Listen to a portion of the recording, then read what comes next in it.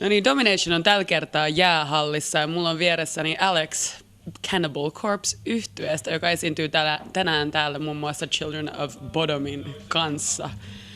Right, let's start. So you have the second to last show on this tour. You're touring with Children of Bodom and Diablo. Have the Finns gotten you to any kind of severe trouble? Not me, no, because I don't really drink at all. But you know, some of the guys have been doing a little partying and having a good time. I mean, we've been having a lot of fun. They're both great bands, you know, great people. So we've been having a lot of fun, but nothing as crazy as you might think. Yeah, because usually I've interviewed a lot of people, and they always seem to have a very strong opinion about the partying that goes on, at least with Children of Bodom, if no one else. Well, yeah, both of these bands seem to party quite a bit, but that's good, you know. I mean, I think it's okay to do whatever you want as long as it doesn't affect your performance, and both bands are playing amazing every night, so why not party then? Why not? Exactly. So, Cannibal Corpse is an old school band, if you will. You've been around for a while, and during your career, you've actually been banned from several countries due to whatever reason, whether it be the cover art or whatever legislation situation there's been. So, how can you be banned in like a country like Germany, where you think that anything would go, and suddenly the cover art of your albums have been banned in Australia? What's your take on that? Well, I mean, of course, you'd expect us to be banned in a country like, you know, Iran or something where they have really strict religious rules and things like that. But yeah, being banned in a country that's known to be quite liberal in recent times, like Germany or Australia, that's a little weird. I think it's just, you know, it's the censorship of violence or whatever. We do have some extreme graphic violence in our covers and in our lyrics. So I can understand where people that aren't really familiar with the kind of people we are and how we approach what we do, I could see where they would be a little concerned, but the concern is wasted, really. You know, they don't really understand what we're about, obviously, and they haven't looked that closely at it. I mean, at first glance, the entire death metal scene seems like an incredibly negative thing to someone on the outside of it, but of course it isn't. We all know that, but they don't know. So the people that are doing the censoring are people that are really clueless to the actual death metal scene and what it's really about. Right. Is there anything that you would want to ban? Like anything? What would you ban? What annoys you enough for you to be like, this is not happening? Well, I wouldn't want to ban anything, I guess, other than the obvious stuff. But if I could just, I remember somebody else asked me in an earlier interview, if you could ban something for a day, what would it be? And I said, how about that really bad dance music that you hear everywhere you go? You know, I go to, you know, McDonald's and I hear bad dance music, but they don't have to hear death metal. You know, so I have to listen to music I don't like all day long, every place I go, every store you walk into, you know, but nobody has to listen to the kind of music that we like. It would be nice to switch it around for a day. Yeah. You know, make everybody walks into McDonald's and death metal and grindcore and stuff like that is playing, you know, so maybe we could swap it out for a day or two. I suggest we push that forward. Yeah. We'll definitely try to. What's been the latest movie to inspire music or lyrics? You know, we've always tried to keep our, even though we watch a lot of horror movies and things like that, the guys in the band, you know, and a lot of regular movies too, we try not to have any direct influence with that stuff, you know, from that stuff to what we write. We try and keep what we write being something that's coming from our own imagination. Right. But I'm sure, you know, having said that, I'm sure that the movies we watch do influence us to some degree.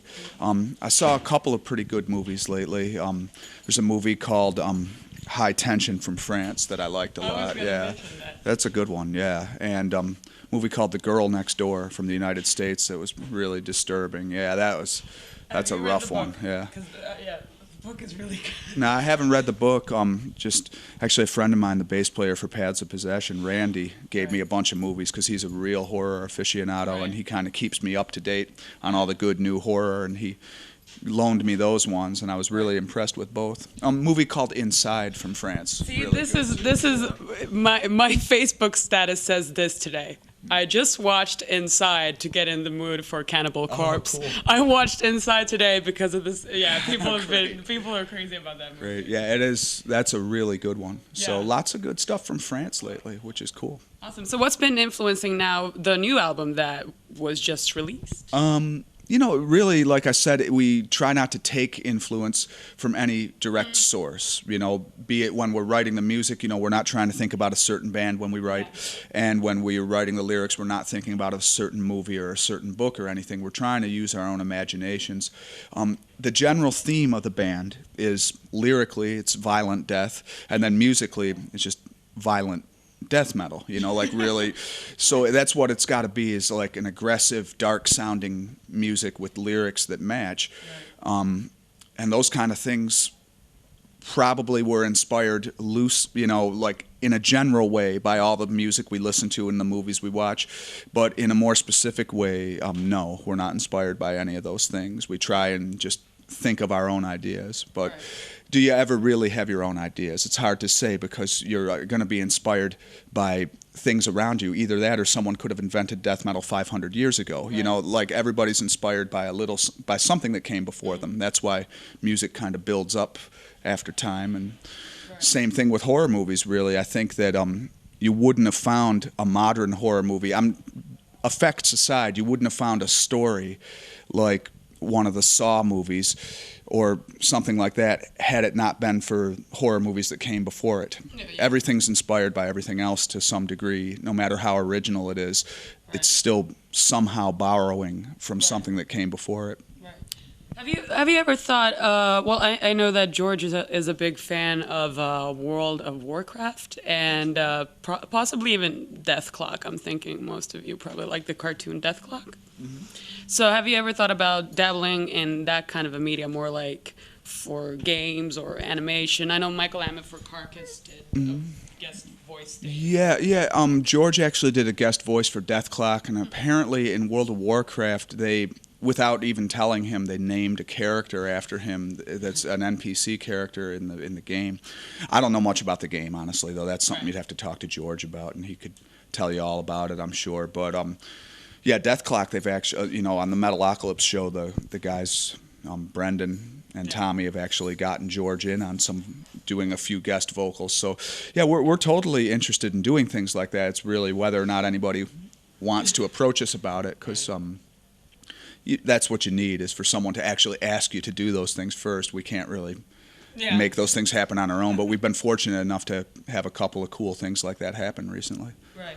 So the tour is almost over. What do you usually do when a tour ends? You know, I want to go home and hang out with my wife and my dogs. You know, that's the first thing all of us want to do, is go home to the, you know, people and things that we love, you know what I mean? So that's the first thing.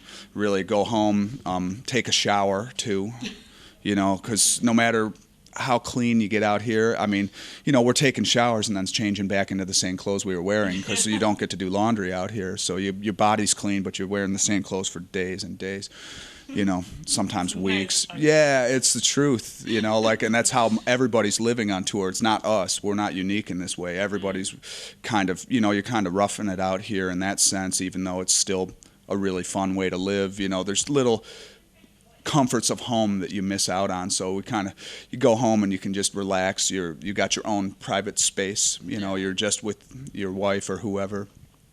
So it's nice to just get that privacy again, because yeah, when you're on a bus with 16 people who don't get to change their clothes that often, it doesn't. Are you saying that sucks? No, it's fun, but it's you know, it's a situation where you wish that everybody was able to do their laundry.